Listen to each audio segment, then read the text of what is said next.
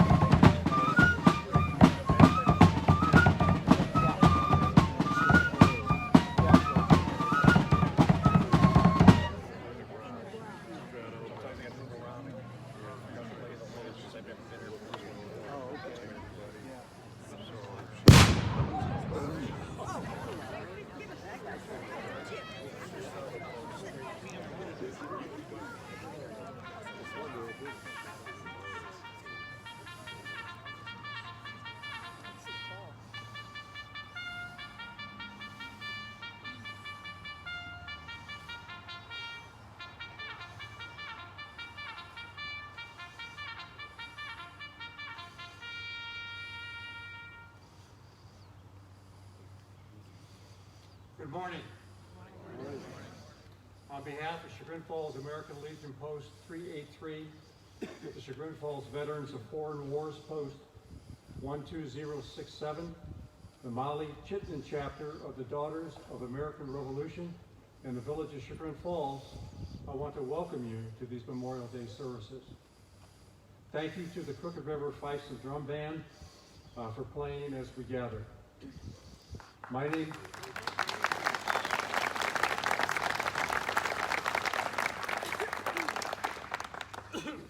name is John Borisow, and I am the Judge Advocate General for Chagrin Falls American Legion Post 383.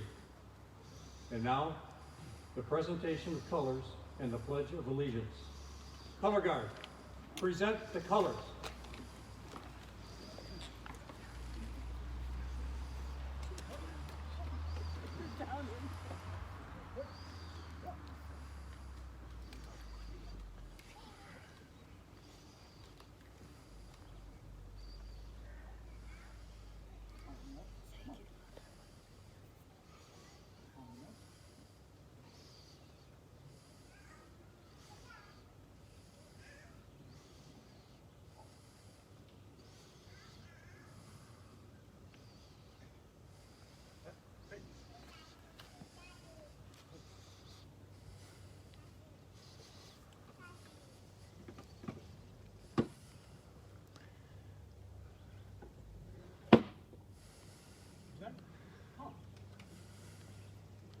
I pledge allegiance to the flag of the United States of America and to the republic for which it stands, one nation, under God, indivisible, with liberty and justice for all.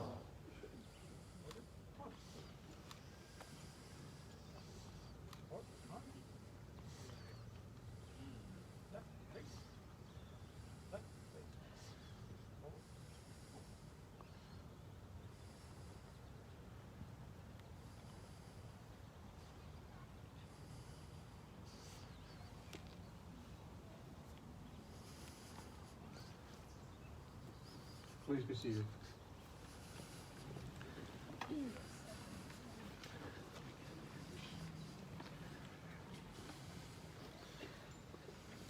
The pastor officiating at today's ceremony is the Reverend Mark Simone. Mark has been the youth pastor for the past 30 years at the Federated Church here in Chagrin Falls and will be retiring this fall. My wife Mary and I have had the privilege of traveling with Mark for work camps, youth work camps, all over the United States, Canada, and even South Africa. Mark has a special affinity for ministry in South Africa, where he has traveled 17 times. He recently published a wonderfully sensitive book entitled When Mourning Turned into Dancing, which chronicles the journey from apartheid that many of his South African friends experienced. Mark lives in South Russell with his wife Kathy, and they have 4 grown children who all live in the area and 3 grandchildren. Reverend Simone.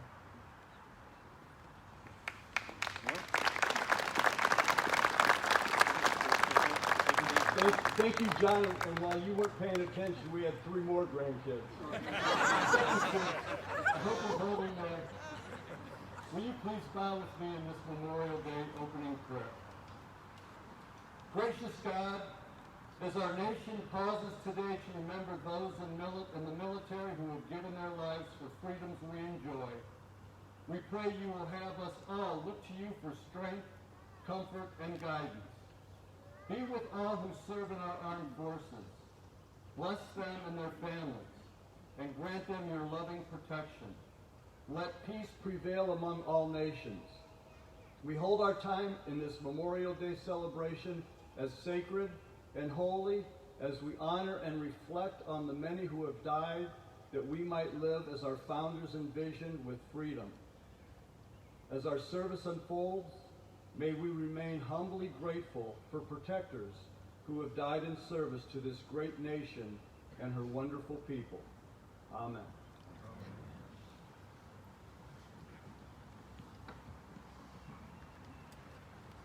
Thank you, Mark. And now our national anthem. Please stand.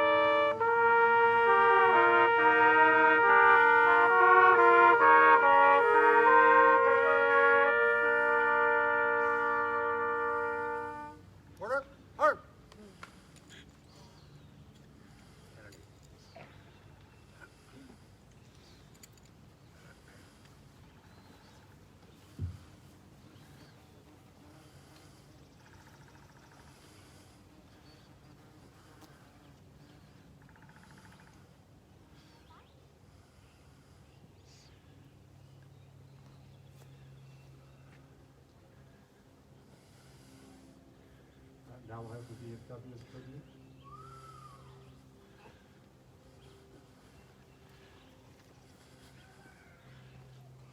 Please be seated.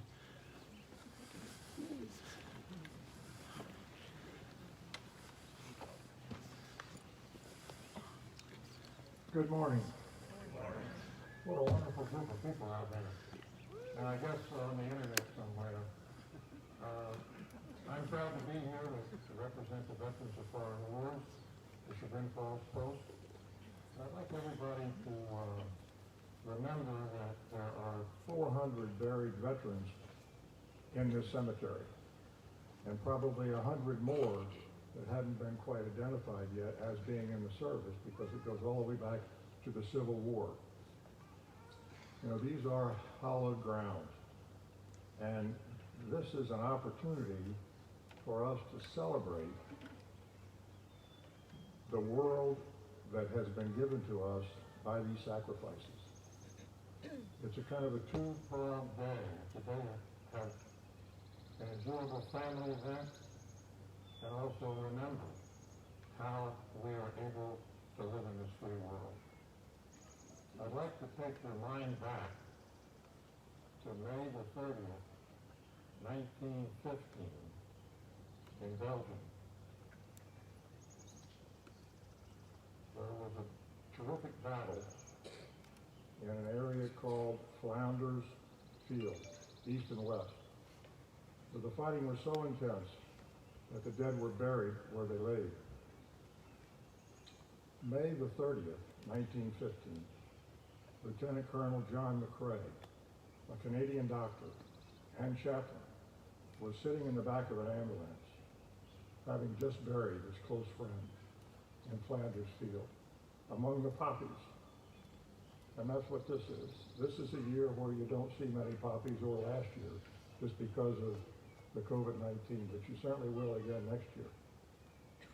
He wrote this song, or this poem, called "In Flanders Field, the poppies blow, between the crosses, row on row.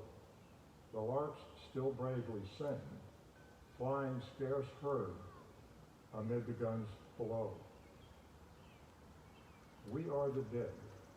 Short days ago, we lived, felt dawn, saw sunset glow. Love and were loved, and now we lie in Flounders Field.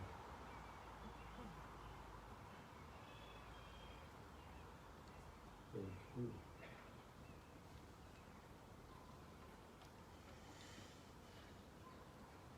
2. Take up our quarrel with the foe.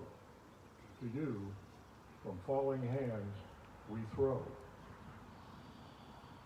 Be yours to hold it high.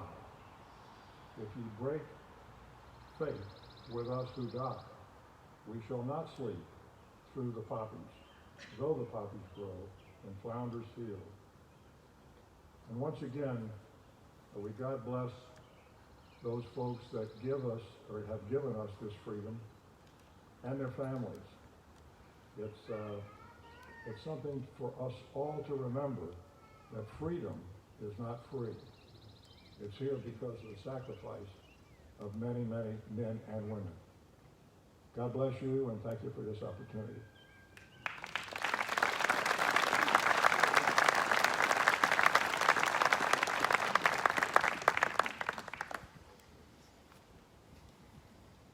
The National Anthem today was played by Ryan Brackett, Sam Clark, Mary Condon, and Michael Troth, all Chagrin Falls students. The trumpet arrangement for the National Anthem was created by Ryan Brackett.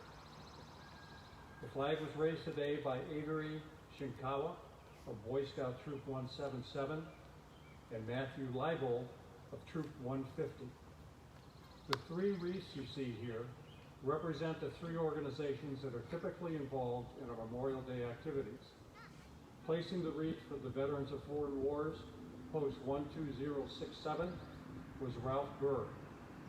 For Chagrin Falls American Legion Post 383 was J.R. Wager. And for the Molly Chitlin chapter of the Daughters of the American Revolution, Cynthia Hirschberger.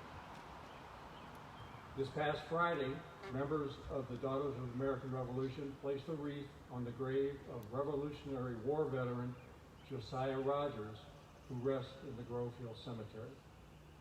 Now we have the American Legion tribute.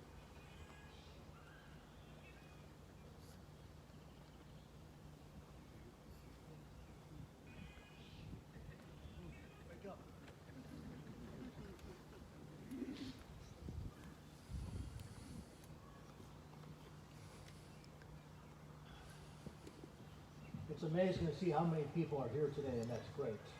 I'm glad to see it. We need people that are responsible, and we need people to help us through what we're going through presently. Okay.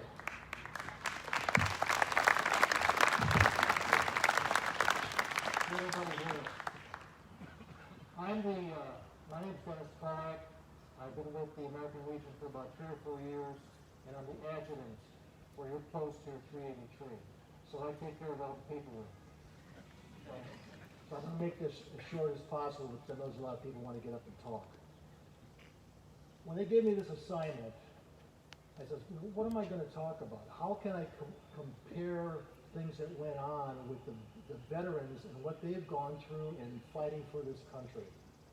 So I dug deep, and I said to myself, there's only 3 things that they have to have to make this really work for them. The first thing is personal courage. And what I mean by that is to stand up for what's right and good, to be loyal and respectful, and to put her and himself in harm's way if they have to defend this country. Secondly, heroism. A lot of people talk about this, but in my estimation, a lot of times we don't quite understand what that means. Sometimes I don't. But what it means to me is to lead in the face of adversity. Do what you have to do, no matter what the cost is, to keep America, Americans, and our nation is safe. Finally, honor and integrity. To believe in herself and himself, his country, the people around them, and the people that support them when they're out there actually defending our country, our nation, and other countries. Finally, I'd like to take a minute of your time in silence to honor the veterans and the nation and us, because we're as important as everybody else. So let me take a minute, bow our heads, and just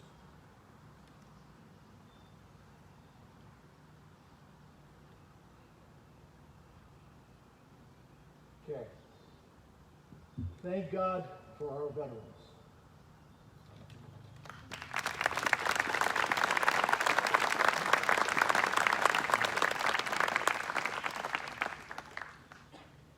Our next speaker will be Mayor Tomko.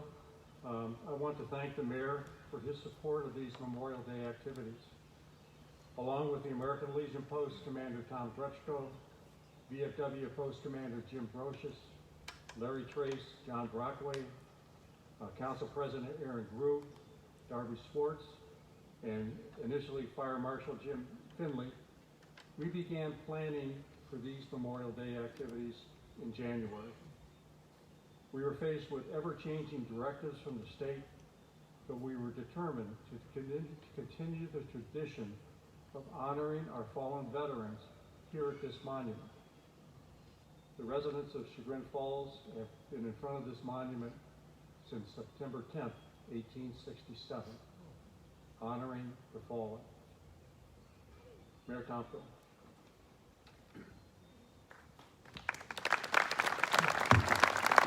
Thank you, Tom. Welcome to the village's 2021 Memorial Day observation. I cannot adequately express how good it is to once again observe Memorial Day together here in Evergreen Hill Cemetery, a peaceful and beautiful resting place. I thank all of you, those here and those watching remotely, for remembering this is not a holiday, it's a day of observation, a moment to pause and to remember those who have served and given the last full measure of devotion in service to their country and to secure all that we have. It has been said that everyone dies twice, once when they die physically and once when their name is last spoken. With that in mind, I'll now read the names of those Chagrin Falls High School graduates that gave the last full measure of devotion, that their sacrifice is never forgotten, and that they will live in our memory in eternal gratitude. George Rowe, class of 1937. Tony Rosengreen, class of 1941. Roy Wartenbergen, class of 1942. Alvin Smith, class of 1944. Robert Blazak, class of 1949. Keith McDowell, class of 1964. Wade Grove, class of 1965. David Regal, class of 1977. Jeff Abrameist, class of 1980. Mike Rollman, class of 1981. And last, Michael Kashkus, class of 2001. Thank all of you for taking the time to remember this day and for these fallen servicemen.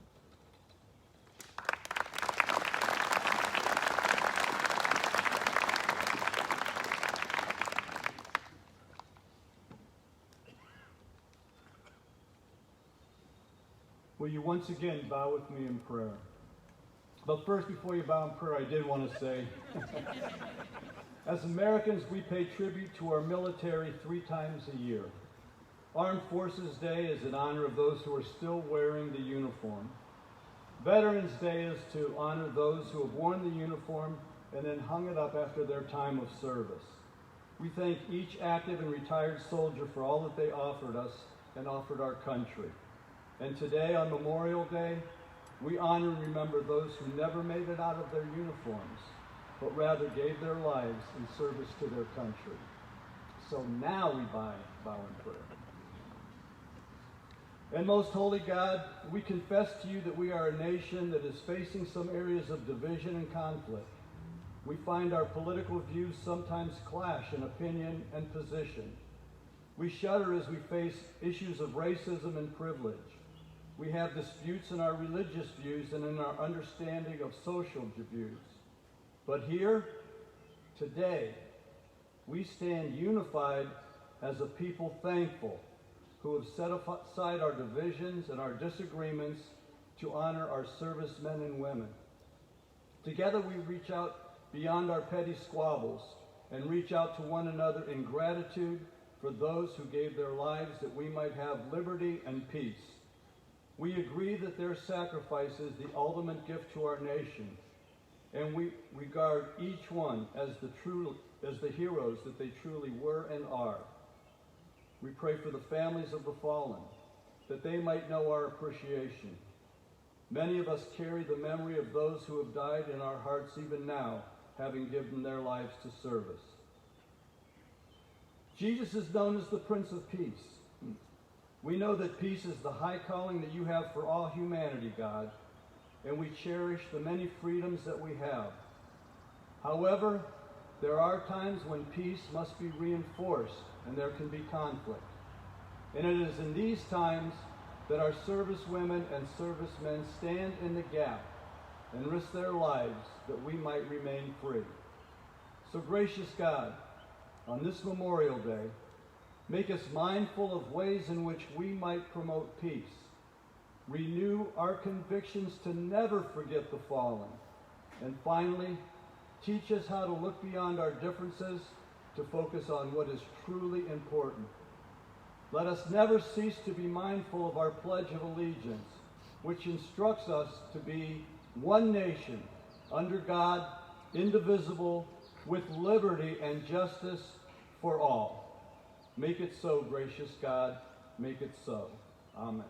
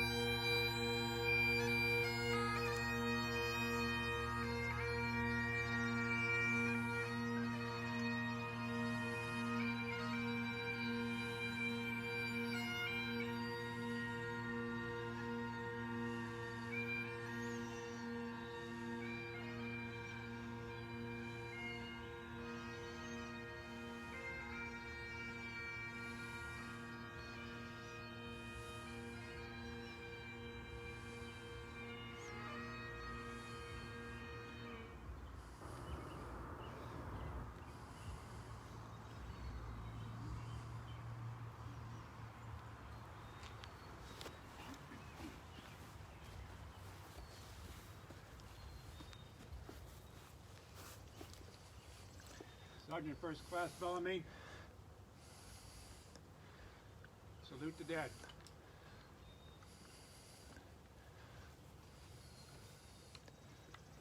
Guard, form.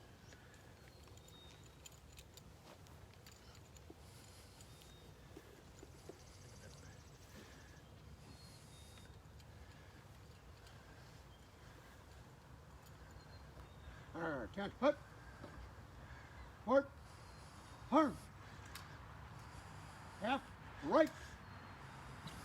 Ready. Hey. Fire.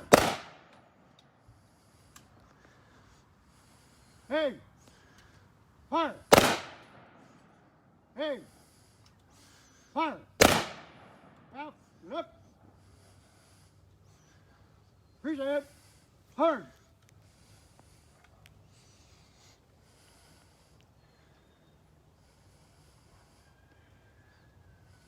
Order. Hard. Reverend.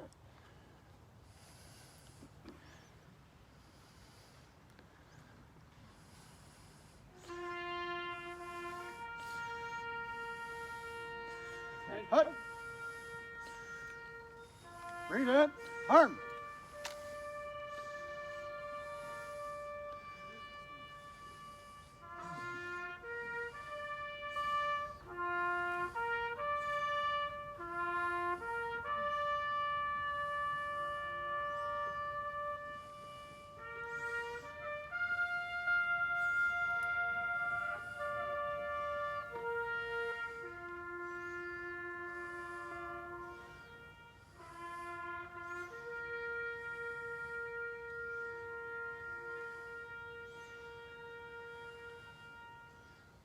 Order. Hard. Parade rest. Vanity.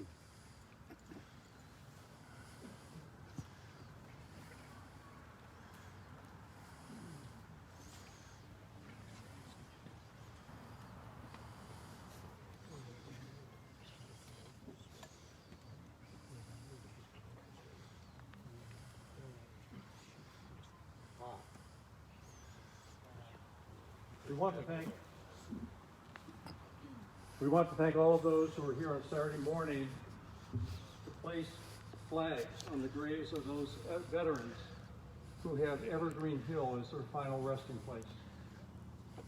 Placing the flags is coordinated each year by Commander Gretschko of Chagrin Falls American Legion Post 383. We are assisted by the various Boy Scout troops in the village. I want to make you aware of the effort that is going on to place wreaths on all of the veterans' graves here in Evergreen Hill Cemetery in December. The group is called Wreaths Across America. If you wish to donate or volunteer, please contact Susan Tomko. A special thank you to the Chagrin Valley JCs, to Eagles Area 2436, and to the village of Chagrin Falls for their support of Post 383 activities. I also want to thank Larry Trace, Thomas Werble, and Patrick Carroll for operating the sound system, and to Rob Arnold for all that he contributes to ensure that everything is in its place and that the events of Memorial Day run smoothly. Once again, we are thankful for Jeff Holberry Sr. in Drone, Ohio.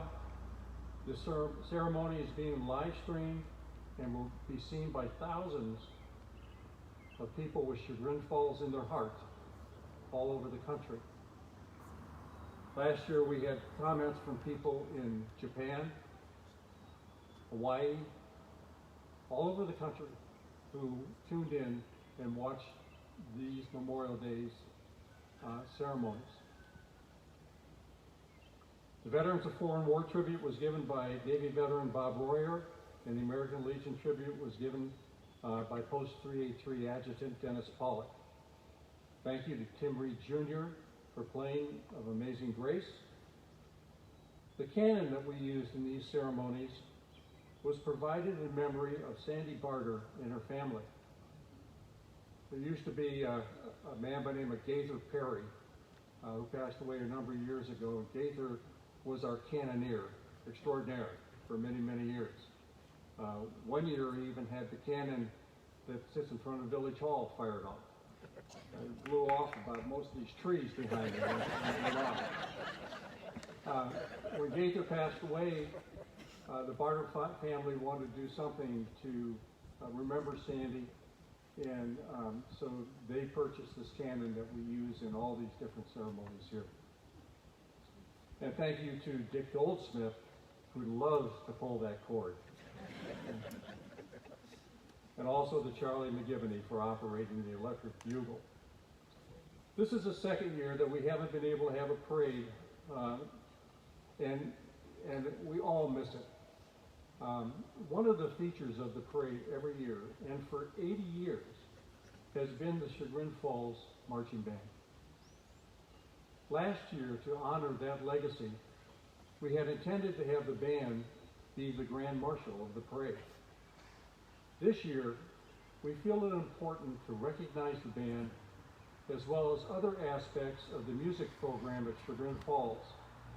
Along with the band, the high school choir and the intermediate select choir have played an important part in Memorial Day services over the years.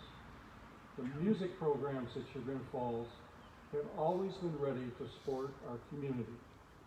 So we have an award that we're going to give to the band.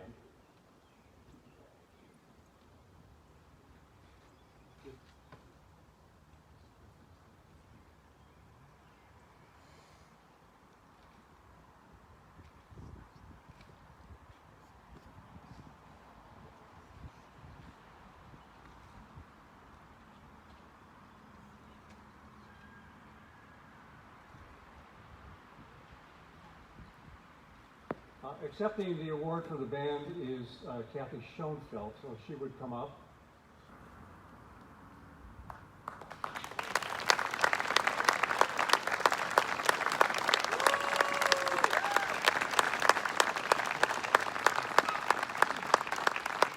So this is a plaque, and it has on it a medal that the American Legion gives to honor music programs.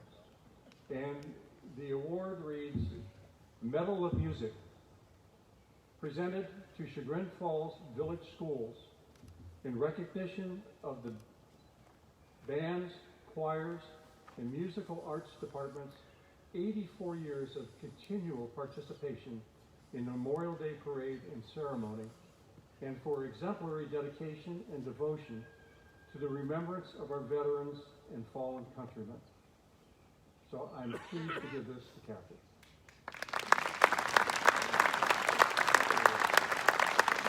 I have something else for Kathy. I don't want her to go away. So.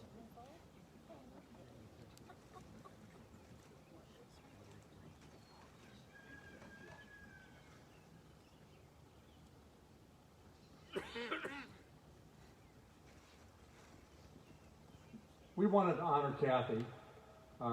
She's retiring and she's hoping this program gets done quick because there's a retirement party for her that she wants to get to.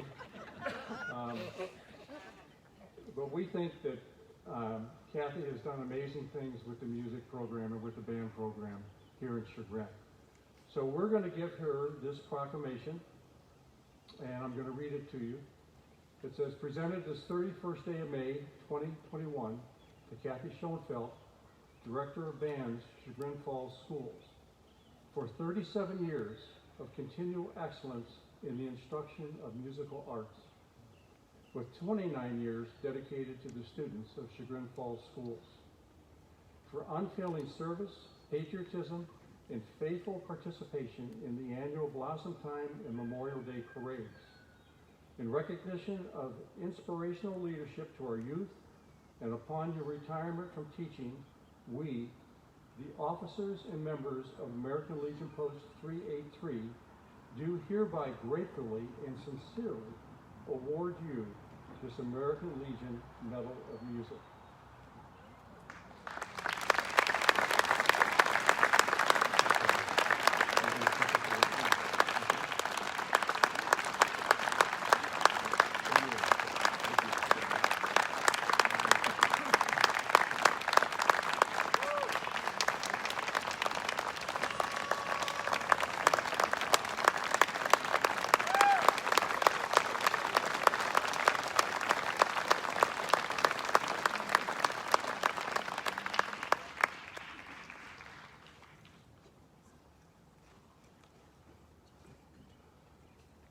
One of our Memorial Day traditions is the reading of Logan's orders and the recitation of the Gettysburg Address.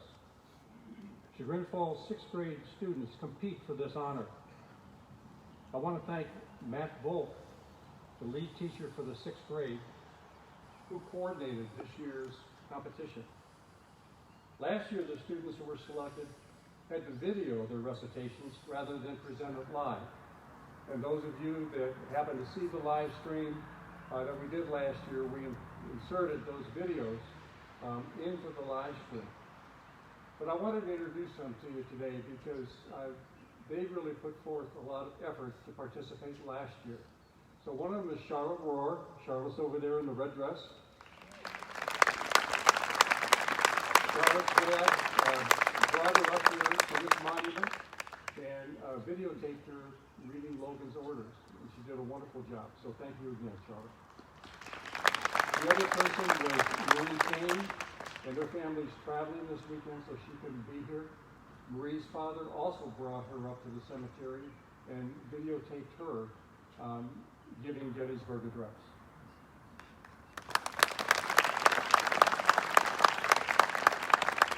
This year, we're going to break a little bit with tradition. We're actually going to have two students who are going to read Logan's orders. They will be read by Braden Mooney and Natalie Venorski. Braden is the son of Courtney and Dennis Mooney, and he has a little brother named Jack. Braden likes math and social studies. He finds math interesting and fun, and enjoys how everything seems to tie together. He says that he tries to work hard and stay positive in all that he does. Braden lost his grandfather, a World War II veteran, just within the past year. Natalie is the daughter of Michelle and Jamie Venorski. Also at home are her younger sister, Olivia, and their dog, Stella. Her favorite subject in school is math. She says she enjoys the challenge of doing equations. She plays volleyball and the piano, and she tries to be a caring person and likes to help people. So, Natalie and Braden.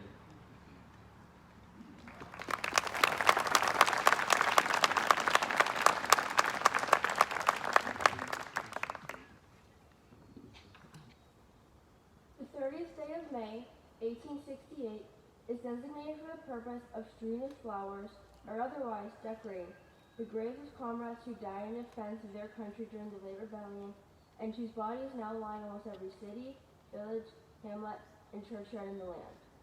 In this observance, no form or ceremony is prescribed. Posting comrades will, in their own way, arrange such fitting services and testimonies of respect as circumstances may permit. We are organized, comrades, as the regulations tell us, for the purpose, among other things, of preserving and strengthening those kind and fraternal feelings which have bound together the soldiers, sailors, marines, united to suppress the late rebellion. What can aid more to ensure this result than by cherishing tenderly the memory of our heroic dead, who made their breasts a barricade between our country and its foes? Their soldier lives were the reveille of freedom to erase and change, and their deaths that tattoo of rebellious tyranny and own. We should guard their graves with sacred vigilance. All that the consecrated wealth and taste of the nation can add to their adornment and security is but a fitting tribute to the memory of their slain defenders. Let no wanton foot tread rudely on such hallowed ground. Let pleasant paths invite the coming and going of reverent visitors and fond mourners. Let no vandalism and avarice or neglect, no ravages of time, testify to the present or to the coming generations that we have forgone, as a people, the cause of a free and undivided republic.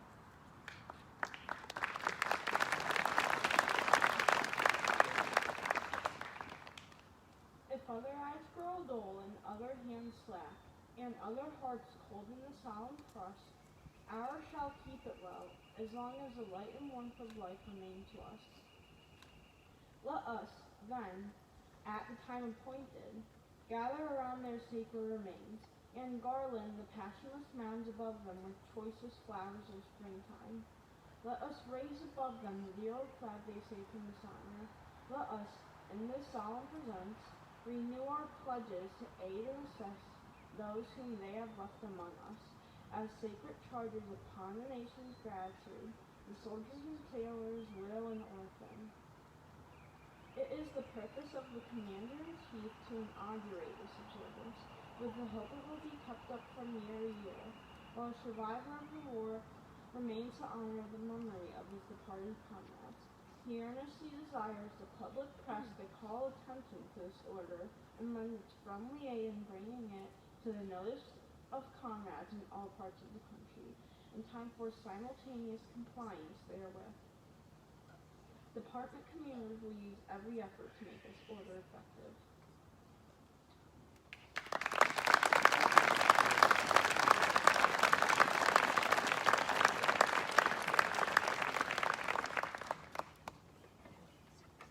point of the program, the Crooked River Fifes and Drum Band will play a medley of service hymns, and when your branch of service is played, the hymn for your branch of service played, please stand and be recognized.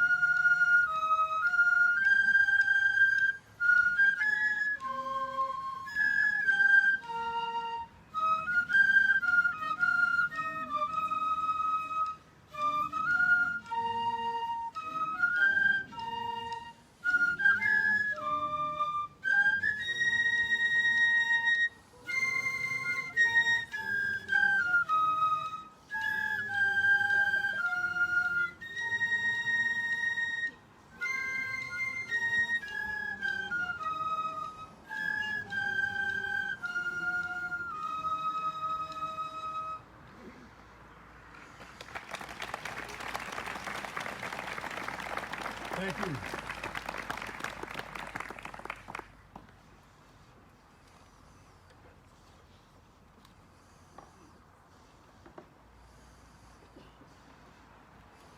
Reciting the Gettysburg Address this year would be Ethan Nielsen. Ethan is the son of Tracy Forresty and Sven Nielsen. He has an older brother, Sven, who also was chosen to recite the Gettysburg Address 3 or 4 years ago. They have 2 dogs, Mabel and Tess. Ethan enjoys social studies because he enjoys learning about how the world used to be. He is active in many sports, enjoying baseball, basketball, soccer, swimming, and lacrosse. One fun fact about Ethan is that he lived in Australia for 2 years. Ethan.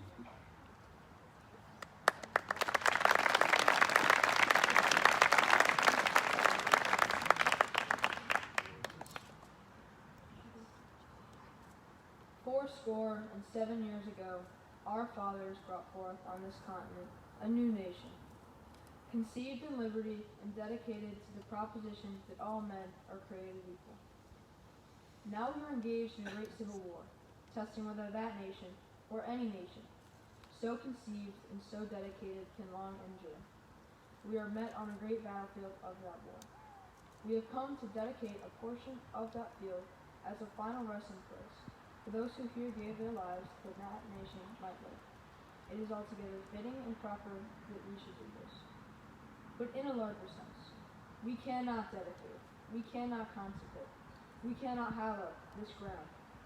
The brave men, living and dead, who struggled here, consecrated it far above our poor power to add or detract. The world will little note nor long remember what we say here, but it can never forget what they did here. It is for us, the living, rather, to be dedicated here to the unfinished work which they who fought here have thus far so nobly advanced. It is rather for us to be here dedicated to the great task remaining before us, that from these honored dead we take increased devotion to that cause for which they gave the last full measure of devotion. Though we here highly resolve that these dead shall not have died in vain, that this nation, under God, shall have a new birth of freedom, and the government of the people, by the people, for the people, shall not perish from the earth.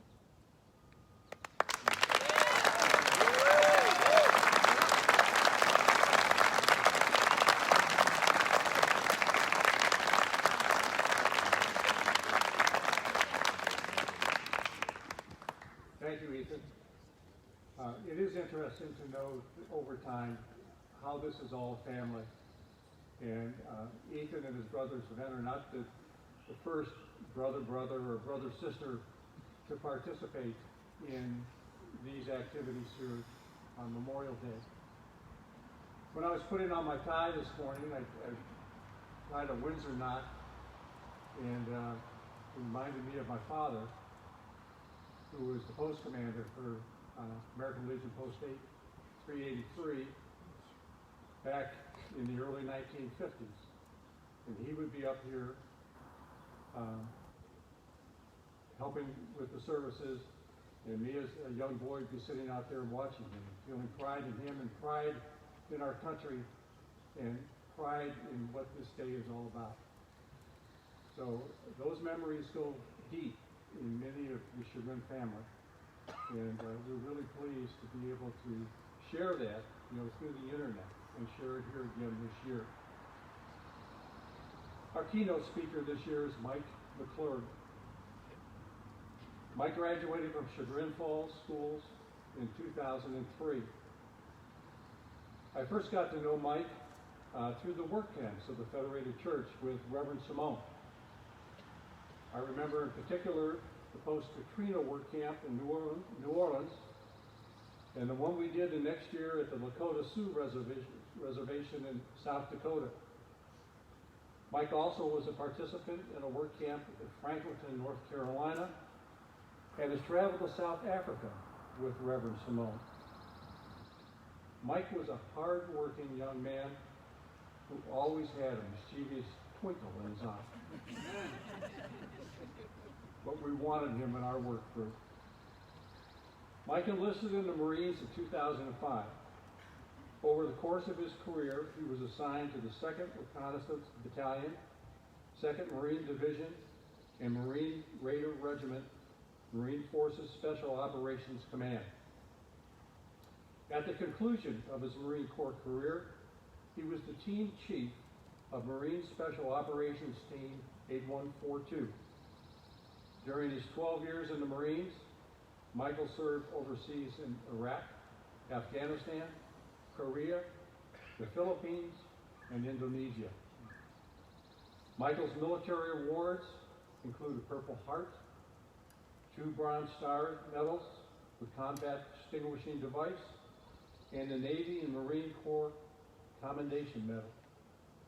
Mike also has earned the Navy and Marine Corps Parachutist Insignia and Marine Corps Combatant Diver Insignia.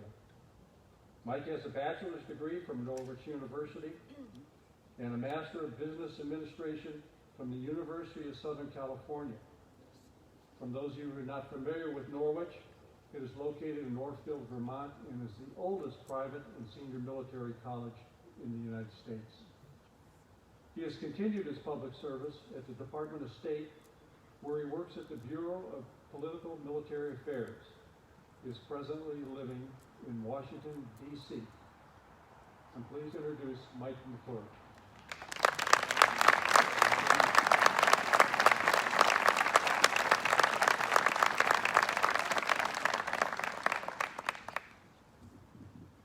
John, thank you very much for the introduction.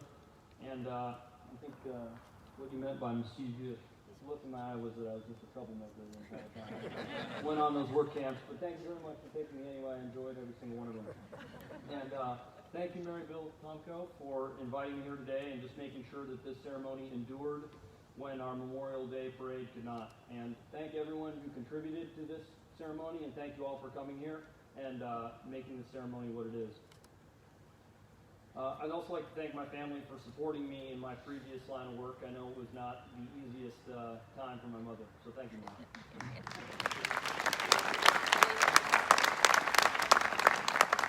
It's truly an honor for me to be speaking here today at a Memorial Day ceremony that I admired more and more every year that I came back here and returned home and attended. We're here today for one thing, and that's to remember the great men and women that gave everything they had for our great country and for what our great country stands for. So today we celebrate their lives, their character, and the achievements that they had. And we're forever grateful that we have such men and women defending our country, our values, and our way of life. When I was preparing this speech, I spoke with the father of one of my friends, who I'm going to speak about more in just a moment, and he gave a speech on a Veterans Day, and we talked about Thucydides, who's a Greek historian who wrote about the Peloponnesian War. And a quote that he led me towards was, "The secret to happiness is freedom, and the secret to freedom is courage." And thanks to these men and women's courage, we have our freedom, our happiness. So today we remember that high price our country has paid for that freedom. So I've been coming to Memorial Day in Chagrin Falls at the Evergreen Cemetery with my father since I was a kid. And I remember the first time I walked behind the Chagrin Falls Memorial Day Parade and stood before this soldier's monument. One of the many inspirations that later led me to join the United States Marine Corps.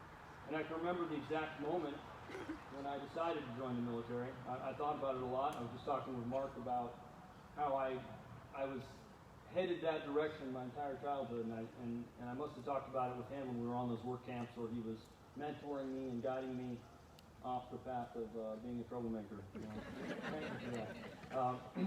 But it was on a work camp in South Africa that Mark was gracious enough to take me on. We were at a wildlife refuge, I believe. It was near Johannesburg. It was a long time ago. It was a Federated Church work camp, I'll mention. But I just climbed to the top of a metal pole. I don't even remember what the pole was for, but for some reason, I can't identify now, years later, I decided to climb to the top of it. And when I came down, one of the other volunteers on that trip, he said something like, "Mike, that was pretty cool. You should join the military." And I guess I took his advice pretty seriously, because that's what I did, and it was the best thing that ever happened to me. One of the best things that ever happened to me. Maybe the second best thing. But anyway, that was what I needed to hear. So Memorial Day is very personal to me. When I watched the September 11th attack on the World Trade Center when I was in study hall at Chagrin Falls High School. And since that attack on the United States, I've lost teammates, great friends, and mentors doing a job that we all love. And so today I'd like to share with you some of the fallen that I remember on Memorial Day. I believe the men whose stories I'll share with you today, I believe they personify the great men and women who've given so much since the first whispers of American independence. Two of these Marines I'll share with you today, I never met. The other I knew very well, and I'm much better off for it. When I joined the Marine Corps in 2005, I didn't know any other Chagrin Falls High School graduates that had joined the Marines before me. And it wasn't until I returned home for Memorial Day at Evergreen Cemetery right here that I learned that Sergeant Michael McClurg, a fellow Chagrin Falls graduate of mine, had blazed the trail for my enlistment into the Marine Corps. That year, I also learned that he was killed in action in 2007, just months before I deployed to Iraq for the first time. Even though I never met or worked with Mike, I knew his career choice in counterintelligence, a difficult career field that requires hard work, a lot of it. And I knew of his willingness to learn a language like Arabic, which is a very difficult language, and that told me everything I needed to know about him as a man, his character, and I already knew about his dedication to our country. So on Memorial Day, I'll always take the time to remember Mike, who he was, and his sacrifice to our country, even though I never had the opportunity to meet him. And to me, that's really what Memorial Day is about.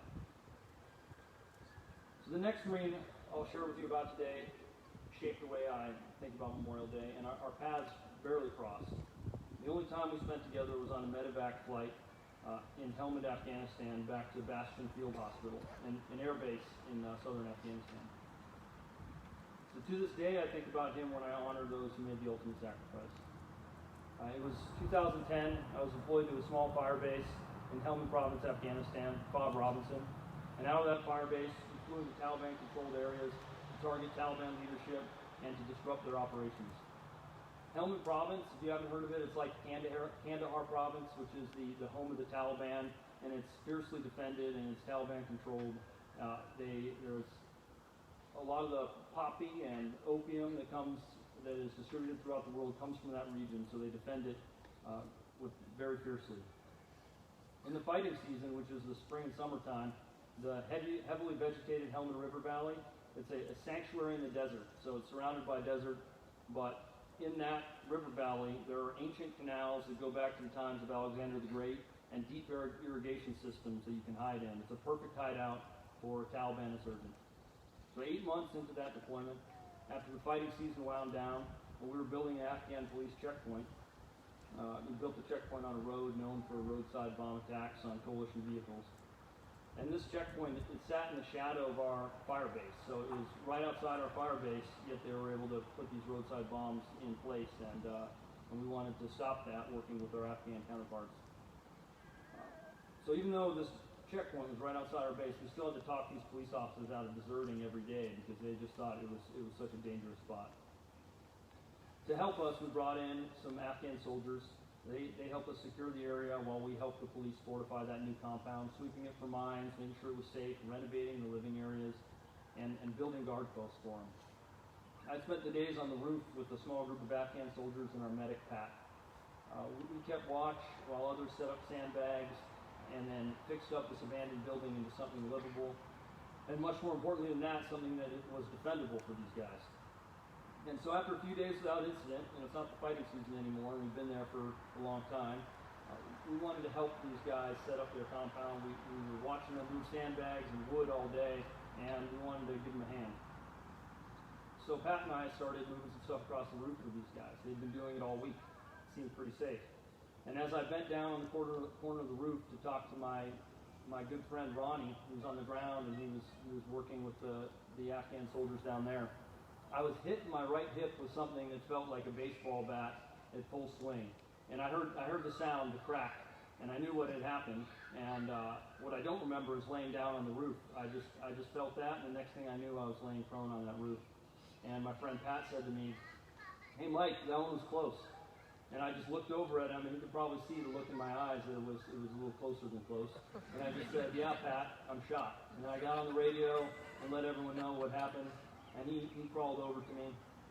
So that bullet had hit a wood plank that Pat was holding. He was handing to one of the Afghans. Thankfully, because that wood plank probably sent that bullet slightly off of its intended path. And so I laid there, and I moved my leg up and down, trying to evaluate myself, left and right. And I looked down at my torn pants and hip, and I was wearing maroon underwear that day, so it looked even worse than it probably was. And as I moved my leg, I realized that it hadn't hit bone, and it hurt. My foot hurt more than anything, strangely. But I knew I'd be all right because it did not hit my hip or my pelvis. So I already knew how lucky I was, and I just felt a calm wash over me. And as I'm doing this, they're shouting, yelling, as the Afghan soldiers, American soldiers, are coming up to the roof and then getting into fighting positions, returning fire into that palm grove. And then they started evacuating me out of there. On the medevac flight back to the field hospital, one of the flight medics asked me how I felt. They had an opportunity to pick up another casualty, an urgent casualty, a Marine that was critically wounded, and save him precious time getting him back to that field hospital. I don't know if he had to ask me. I think it was courtesy because he wanted to make sure I was doing all right. And aside from being freezing cold and getting my pants cut off and flying around 10,000 feet, I felt fine. I knew I was fine, and I believe I would have agreed even if I wasn't fine. So after picking up that Marine, we raced back to that field hospital. On that flight back, you just sit there in silence, and I already knew how fortunate and lucky I was, but that relief that I was feeling didn't last long.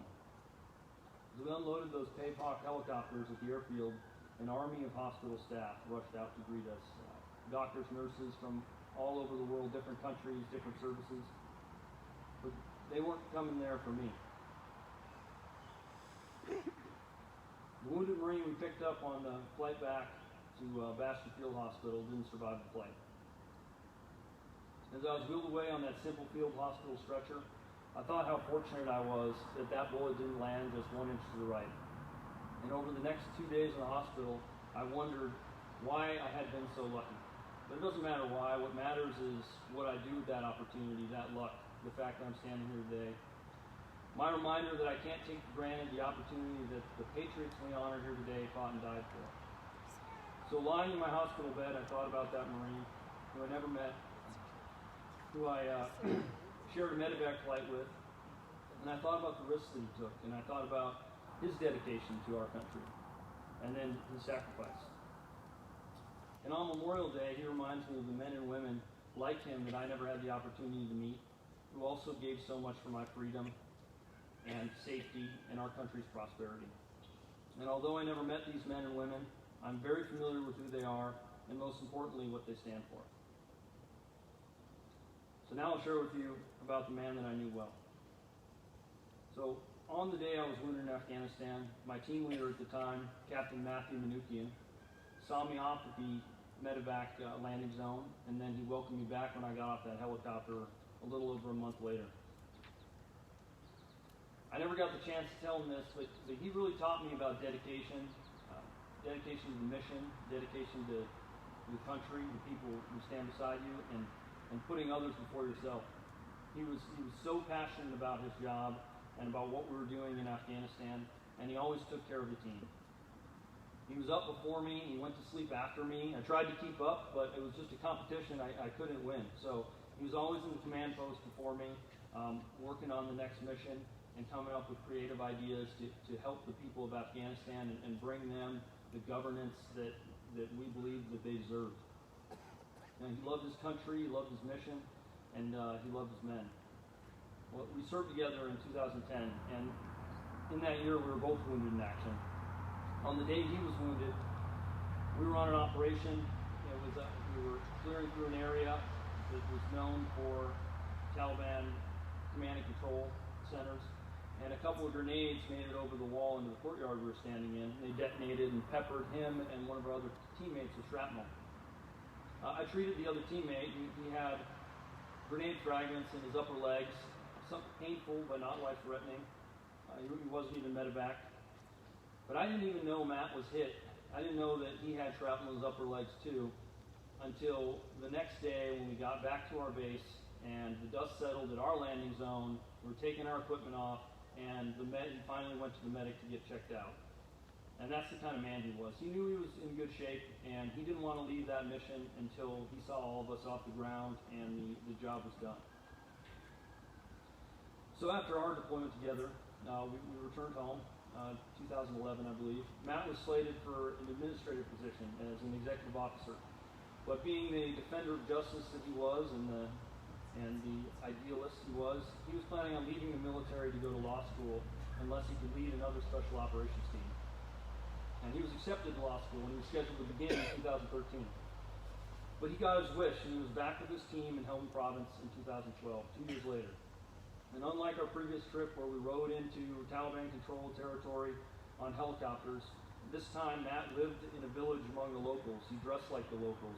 We called the mission Village Stability Operations. He was assisting these villagers with their local governance. He was bringing them security, infrastructure, and helping them form an education system. Not surprisingly, for me, knowing Matt, the village was safe and secure, and it was becoming more and more prosperous because they had the ability to go do things that they couldn't do before because the Taliban would restrict their movement.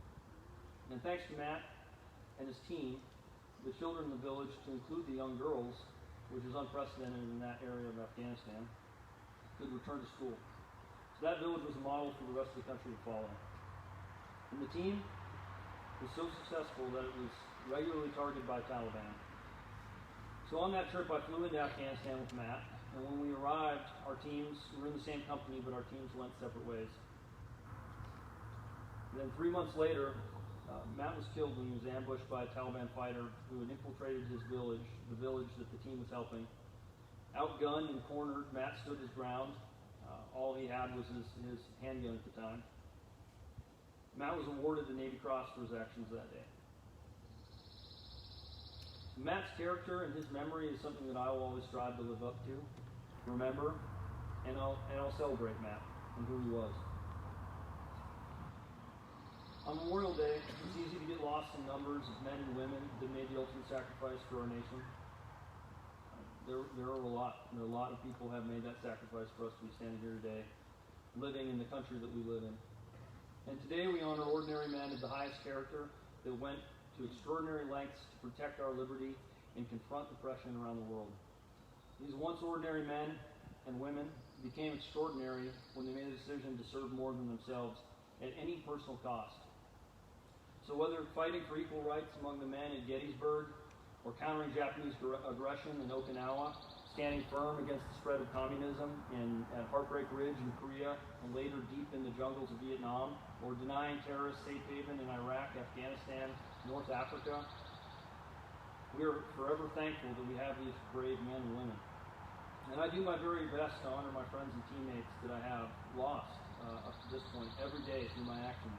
And on Memorial Day, I celebrate the lives of those men, as well as the men and women that I never knew, that I never had the opportunity to meet, yet we all owe an unpayable debt.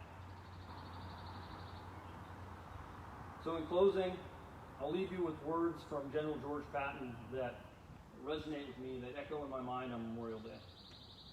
It is foolish and wrong to mourn the men who died. Rather, we should thank God that such men live. Thanks to the sacrifice of the men and women we remember here today, our country will remain strong and free. And I believe our country will continue to be a beacon of hope and virtue for the rest of the world to emulate. It's been a privilege to have the opportunity to come here and speak with you today at a ceremony that I've always appreciated and loved attending. The men and women that we came here today to honor, those who volunteered or simply did what their country asked in a time of need, are an inspiration for us all. So we're here today to remember them, to honor their sacrifice, and to thank them for protecting this great country that provides so many people with the prosperity, safety, and the freedom that so many around the world are not fortunate enough to have. So I hope we can continue to be an inspiration to all of those people. And I believe we are. So thank you very much for celebrating these men and women with me today, and God bless America. Thank you.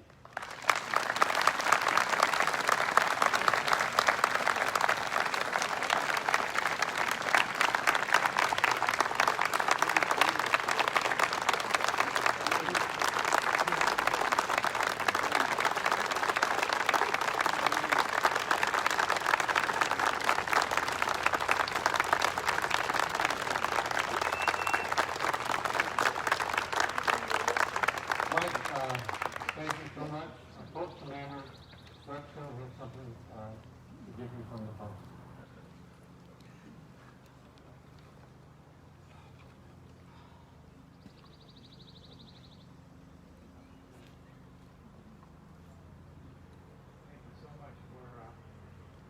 Thank you so much for your time.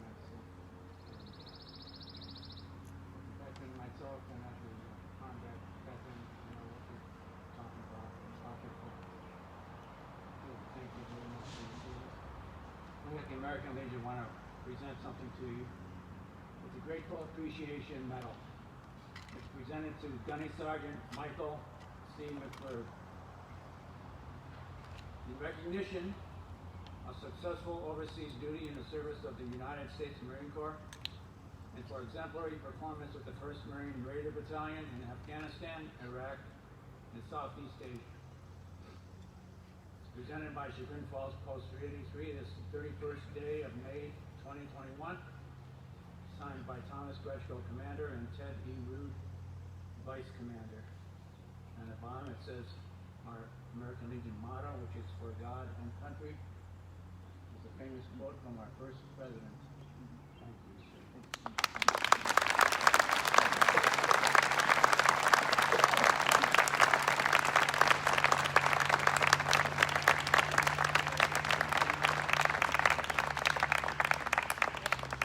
Now, Reverend Simone, give the benediction.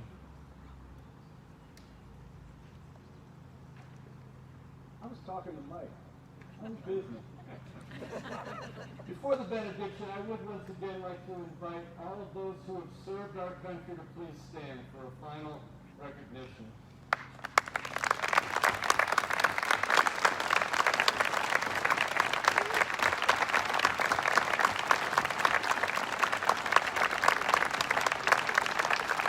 I hope you have some sense of how much we love and appreciate you, men and women who have stood for our country. Thank you so much.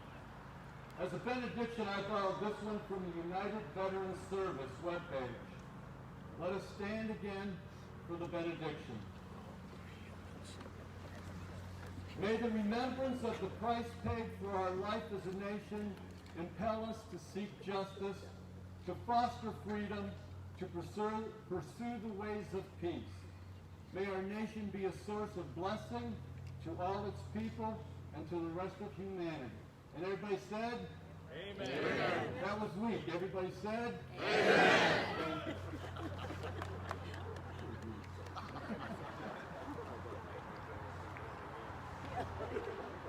Please be seated. Please.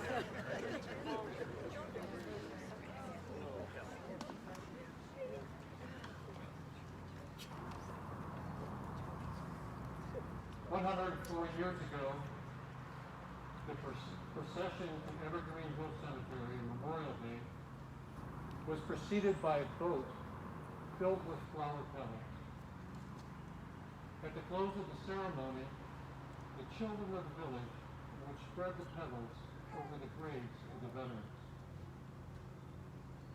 With that image in mind, please rise. Sorry. If you can. I want to go back to that image with the flower petals and the children. We will have cannon blasts in remembrance of those veterans who have gone to rest this past year. The cannon will be fired by Nick Girois, whose father was on this list. The three blasts that you will hear represent duty, honor, and country. I name them now. Thomas P. Collins, United States Navy, Vietnam. Peter R. Bernardo, United States Army, Vietnam. Adrian O.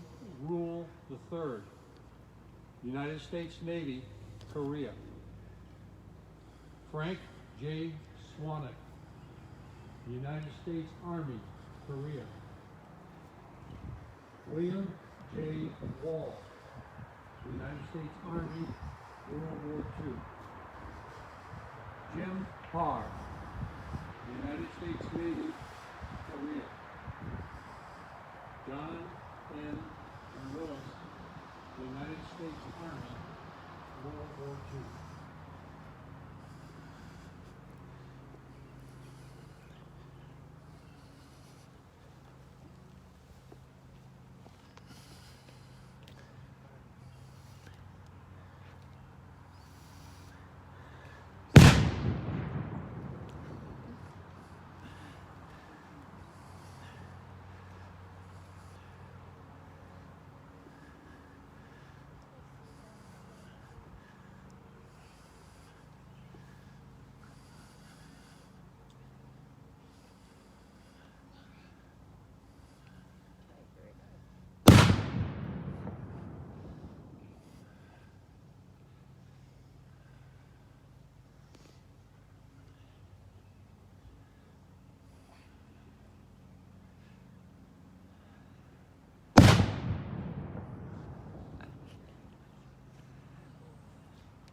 Color guard, dismiss the color.